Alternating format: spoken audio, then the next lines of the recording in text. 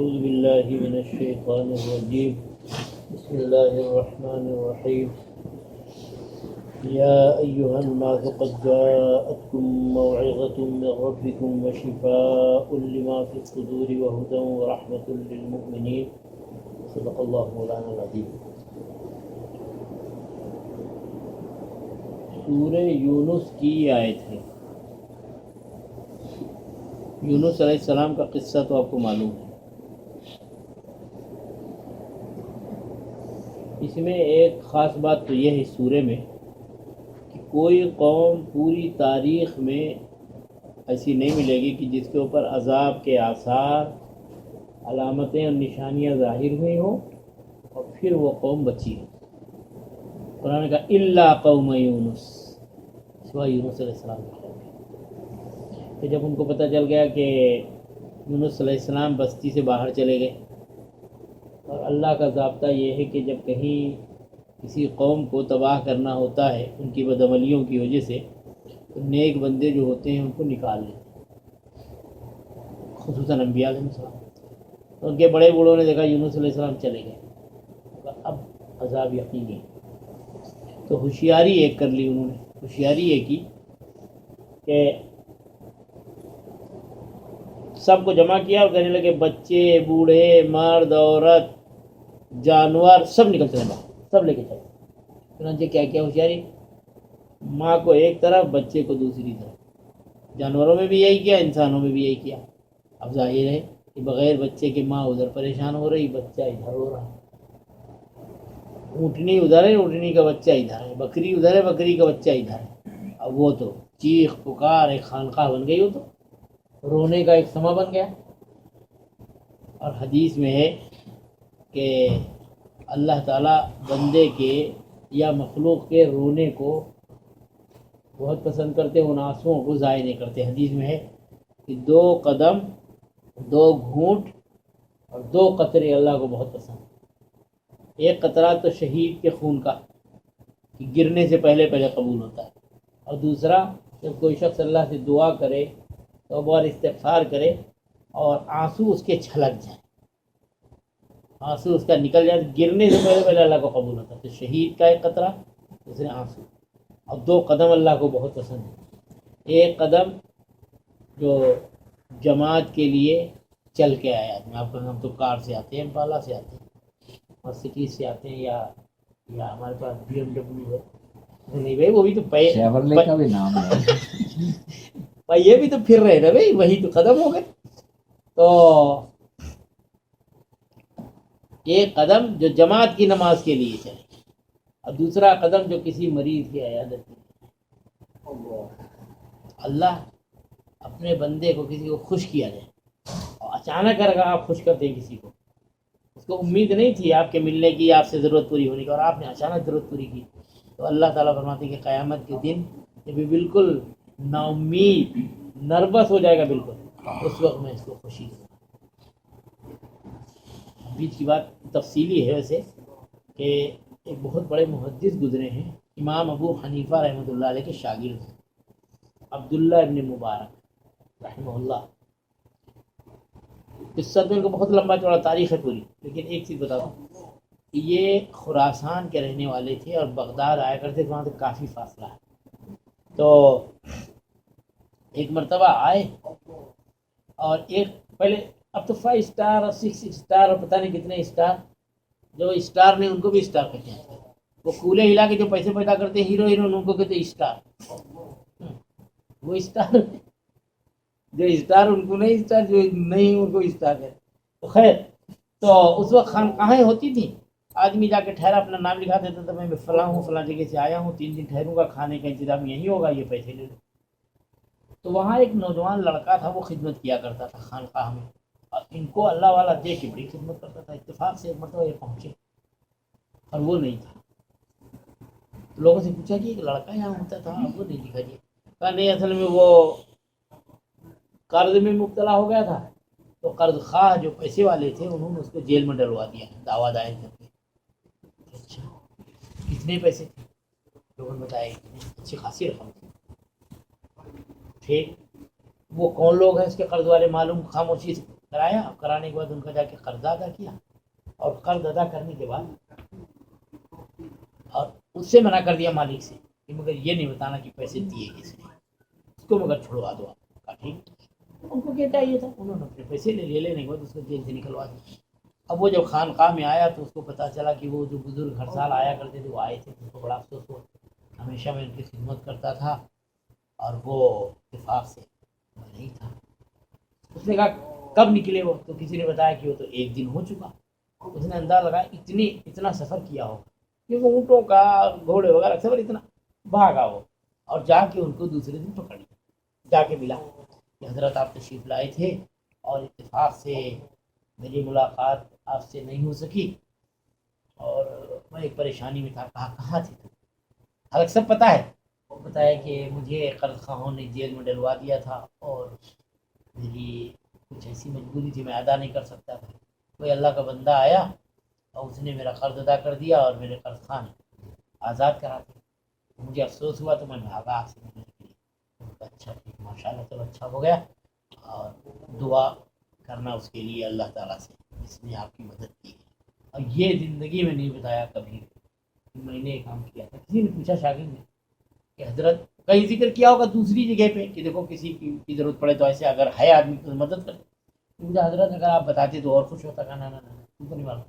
حدیث میں ہے، حضور صلی اللہ علیہ وسلم ارشاد فرماتے کہ کسی بندے کو اگر اچانک خوش کر دے، اس کو امید بھی نہ ہو اس کی، اب پردہ اس پہ ڈالے رہے تاکہ اس کو شرمندگی نہ ہو، تو اللہ تعالیٰ قیامت کے دن جب یہ مجبور ہوگا تو ایسے موقع پہ مدد فرمائیں گے کہ یہ تو سوچ رہا ہوگا ہم تو ادھر جا رہے تھے مگر کوئی نیکی کام۔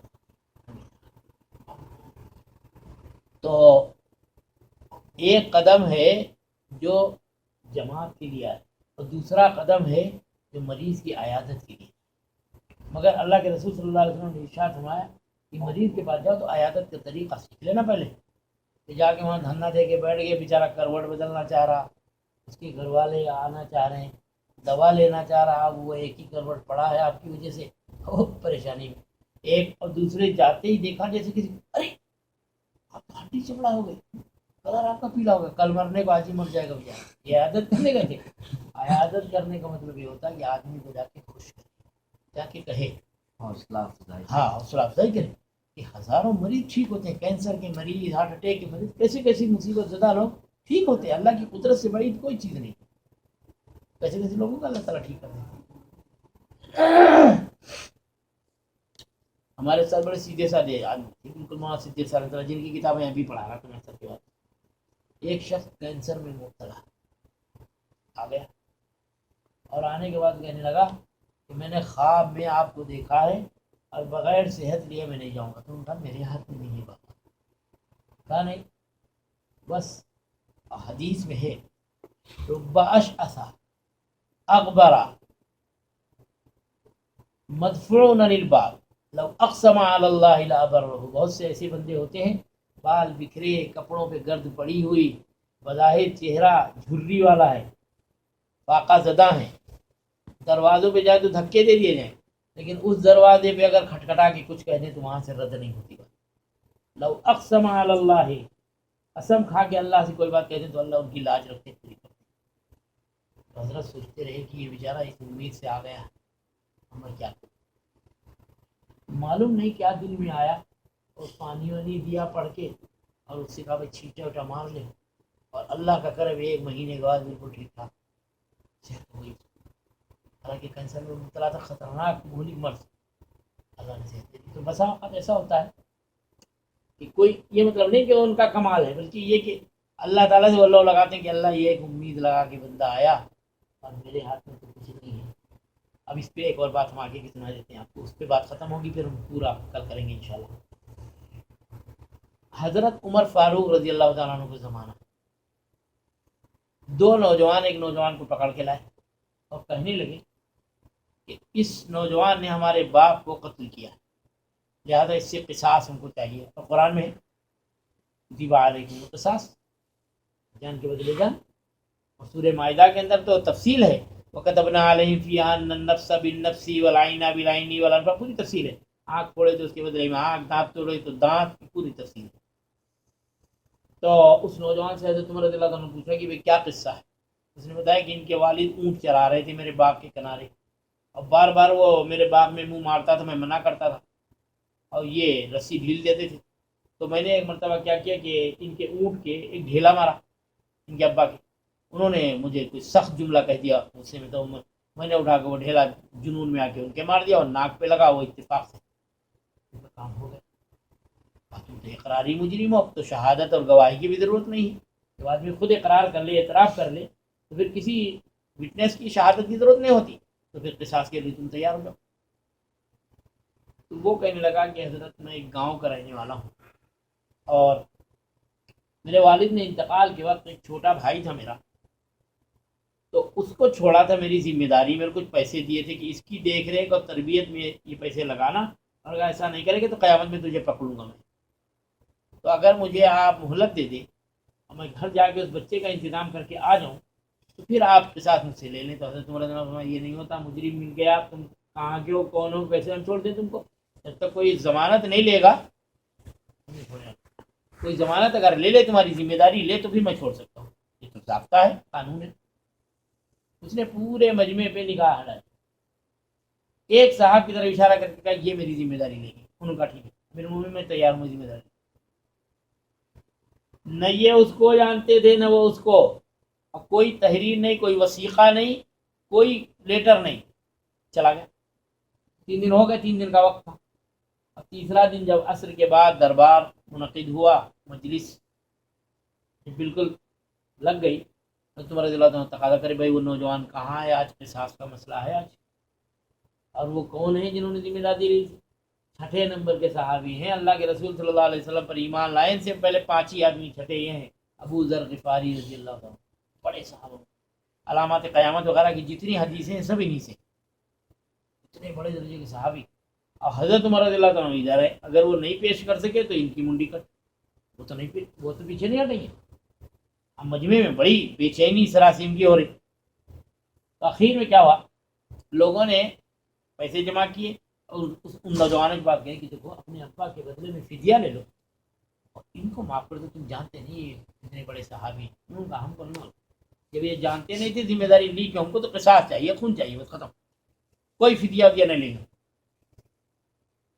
اب بڑی بے چینی، وقت تنگ ہوتا جا رہا، تنگ ہوتا جا رہا. اور لوگ پریشان ہیں کہ اگر کہیں ان کی شہادت کا مسئلہ آ گیا قصاص کا، صحابہ میں تفرقہ ہو جائے گا. ان کے درجے کے آدمی معمولی ہے نہیں. تھوڑی دیر کے بعد لوگوں نے دیکھا گرد اڑ رہی تو کچھ امید بندھی. تھوڑی دیر کے بعد دیکھا نوجوان پسینے میں شراب اور ایک اونٹ پہ سوار آ کے چٹک کے کھڑا ہو گیا کہ بھائی مجھے ذرا دیر ہو گئی، معافی چاہتے ہیں، اور میں فلاں مجرم ہوں اور میں نے وعدہ کیا تھا میں آ گیا. تو اب مجمع میں خوشی کی لہر دوڑ گئی. تو ان نوجوانوں نے آگے بڑھ کے کہا کہ میاں یہ بتاؤ کہ جب تم کو کوئی جانتا نہیں تھا اور تم چلے گئے تھے یہاں سے، تو پھر اپنی جان کو پریشانی ڈالنے کیوں آئے؟ تو اس نے کہا صرف اس واسطے کہ تاریخ میں کہیں یہ نہ لکھا جائے کہ مسلمان وعدہ کرنے کے بعد وعدہ کیا. صرف ایمان ایمان ہے، جان ہی تو جائے گی، لیکن اللہ کے رسول صلی اللہ علیہ وسلم کا فرمان نہیں ٹوٹے گا. قرآن نے سورہ مائدہ میں پہلا لفظ کہا یا ایھا الذین آمنوا اوفوا بالعقود. اور عقود کا ترجمہ صاحب جلالی نے رکھی ہوئی اس میں کیا ہے عہود. عہد کے معنی وعدہ، وعدہ کرو تو پتھر کی لکیر. تو اس لیے میں نے کہا جان چلی جائے کوئی بات نہیں، تاریخ میں یہ چیز آنے نہ پائے میری وجہ سے.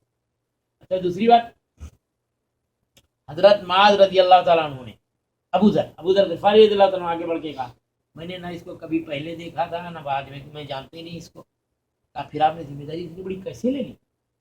تو انہوں نے کہا کہ اصل میں بات یہ ہے کہ ایک میں نے اللہ سے امید لگا رکھی ہے کہ میری ان کرتوتوں کے باوجود مجھے معاف کر دیں گے. تو میں نے سوچا کہ میری امید، میں اس کی امید پوری کروں. اس نے امید بھری جس وقت نگاہیں میرے چہرے پہ ڈالی، اس نے کہا یہ ذمہ داری لیں گے، تو میرا فوراً ذہن ادھر چلا گیا. میں اس کی امید پوری کروں، کیا بعید ہے کہ اللہ تعالیٰ کل میری امید پوری کروں. یہ بات. تو اس کے بعد ان نوجوانوں نے کہا اب ہم خون ان سب معاف کرتے ہیں، ہم کو کچھ نہیں. امیر المومنین نے فرمایا کہ ہم بیت المال سے دیں گے، مال غنیمت سے دیں گے. کہا نا ہم کو چاہیے ہی نہیں اللہ کے. تو یہ واقعہ ہے کہ آدمی جب وعدہ کر لے پورا کرے. اور دوسری بات یہ کہ اللہ کی ذات سے امید لگائے رہنا چاہیے آدمی. تو اس نوجوان حضرت عبداللہ ابن مبارک رحمۃ اللہ علیہ نے فرمایا کہ وہ کوئی اچھے آدمی تھے، ان کے لیے دعا کرنا ہوتا. انہوں نے کہا کہ میں نے اللہ سے امید لگا رکھی ہے، اچانک میں نے کسی کو خوش کر دیا تو اللہ بھی مجھے اچانک ہی خوش کرے گی. اسی طرح کہ فرشتے کھینچ کے لے جا رہے ہوں گے، اللہ ایک دم سے بنائے نہیں بھائی اس کی تو یہ نیکی ہے درمیان میں، اس کو ادھر لے لیں. اچانک اللہ تعالیٰ سے کوئی چھوٹی نیکی کا موقع ملے آدمی کر لیا اور اس کو یاد نہ رکھے. سب سے برا وہ آدمی ہے جو برائی کر کے بھول جائے اور نیکی کو گنتا بیٹھے کہ میں نے فلاں فلاں کام کیا. ابن جوزی رحمۃ اللہ علیہ کی کتاب تلبیس ابلیس، اس میں ایک جملہ لکھا ہے کہ آدمی برائی کر کے بھول جائے اور نیکی کر کے گنتا بیٹھے، وہ سب سے برا آدمی. اور کئی چیزیں اس طرح کی لکھی ہیں. ایک تو یہ کہ جب کوئی نیکی کا جذبہ دل میں آئے تو جلدی سے جلدی اس کو پورا کر لینا چاہیے. شیطان جو ہے دوسرے خیالات فوراً لاتا ہے. اور تیسری بات ایک اور کہی ہے، تیسری بات یہ کہی ابن جوزی رحمۃ اللہ علیہ، کبھی بھی اجنبی عورت کے ساتھ اگر تنہائی میں رہو گے تو شیطان کہتا میں خود آتا ہوں، چیلوں کو نہیں بیچتا وہاں، ڈائریکٹ کام کرتا ہوں میں. یہ موسیٰ علیہ السلام کو نصیحت کی تھی اس نے. تو اس لیے اس بات کا خیال رکھا جاتا ہے. کہتا جنید بغدادی رابعہ بصریہ رحمہ اللہ دونوں کو ایک کمرے میں کرو تھوڑی دیر کے لیے، پھر دیکھو میرا کام. اتنے بڑے ولیوں کا نام لے کے سینہ ٹھوکرا. تو اس لیے موسیٰ علیہ السلام نے فرمایا کہ اچھا ٹھیک، تو نے مجھے نصیحت کر دی، اب جا کبھی بھی ایسی حرکت نہیں کروں گا، ہمیشہ بچنے. تو یہ جو گناہ ہوتے ہیں نا، بظاہر ہم تو سمجھا ہم تو بڑے متقی پرہیزگار آدمی ہیں، ہمارا کیا بگانا. شیطان ایک منٹ میں ادھر سے ادھر پہنچا دیتا آدمی کو. وہ عاقل صاحب تھے ایک رحمہ اللہ، اللہ تعالیٰ ان کی قبر کو نور سے بھرے. ایک نوجوان نے آگے پوچھا کہ وہ حضرت بعض مرتے ہیں نوٹ جو ہیں وہ بدلنا پڑتے ہیں لڑکیوں سے، مثلا لڑکیاں بھی پڑھتی ہیں اور وہ نوٹ سن کے ہم لیتے ہیں، ہم ان کو نوٹ لیتے ہیں، یہ وہ، تو اس میں کیا مسئلہ ہے؟ دیکھو مسئلہ ہم سے نہ پوچھو، زیادہ وہ مفتیوں سے پوچھو جائے. میں کوئی مفتی عالم نہیں، البتہ اتنی بات بتا دے رہا ہوں کہ کیلے پہ موز ہوتا نہیں، موز کیلا بنانا بگاڑنا نہیں، بنانا. ہاں آپ کی زبان میں کیا ہے؟ بنانا. کہ بنانے کا چھلکا اگر پڑا ہو تو وہ مولوی صاحب ہوں یا مفتی صاحب ہوں یا ڈاکٹر صاحب ہوں، جس کا پیر پڑے گا پھسلیں گے ضرور. سبحان اللہ بحمدہ، سبحانک اللہم وبحمدک، اشہد ان لا الہ الا انت، نستغفرک.